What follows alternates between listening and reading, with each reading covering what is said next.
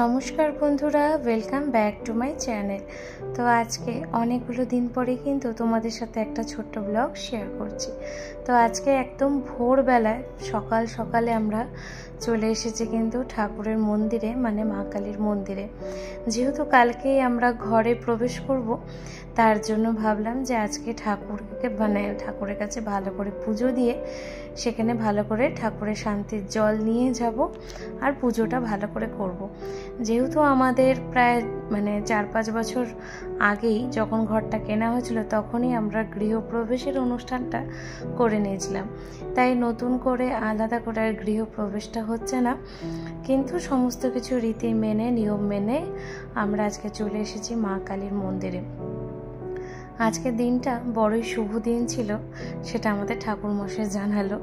তো খুবই ভালো হয়েছে, আজকের এই শুভ দিনে আমরা মা কালীর আজকে পুজো করছি। তো মিঠি রানীকে আজকে সকালেই স্কুলটা পাঠিয়ে দিয়ে কিন্তু চলে এসেছি আমরা তিনজনে কিন্তু মন্দিরে। আর এখানে পুজো টুজো হচ্ছে, আর সাথে মন্দিরেরও অনেক কাজকর্ম চলছে।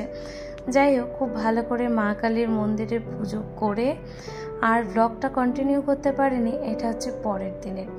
তো আজকে সকালেও ঠিক তাই, মিঠি রানীকে স্কুলটা পাঠিয়ে দিয়ে তারপরে এই সমস্ত কাজগুলো করতে করতে আবার ওর স্কুল থেকে নিয়ে এসে বাদবাকি পুজোটা আমরা ঘরেই করে নিচ্ছি। মিঠি রানীর বাবাই তো অফিসে গেছে, তাই ও আর আজকে থাকতে পারলো না, ও একবারে বিকেলেই ঘরে আসবে। আর এখানে আমার শ্বশুরমশাই আজকে ঘরের পুজো টুজোগুলো করছে। তো এর পরের থেকে তোমাদেরকে ছোট ছোট করে ঘরের ব্লগগুলো শেয়ার করব। এখনও যেহেতু ঘরের প্রচুর কাজ এখনও চলছে, তো সেগুলো আমাদের ঘরে না ঢোকা পর্যন্ত শেষ হবে না।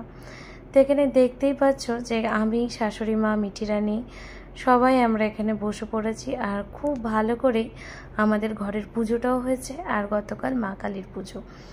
তো একটা ছোট্ট মিনি ব্লগ তা তোমাদের সাথে শেয়ার করলাম।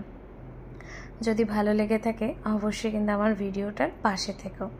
আর এই যে ঘরটা দেখতেই পাচ্ছ, ঘরেরও অবস্থা একটু একটু খারাপ আছে, বিশেষ করে রান্নাঘর আর বেডরুমগুলো এখনও গুছিয়ে উঠতে পারিনি।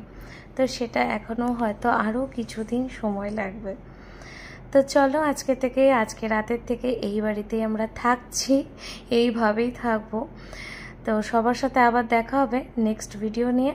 সবাই ভালো থেকো, সুস্থ থেকো, আবার দেখা।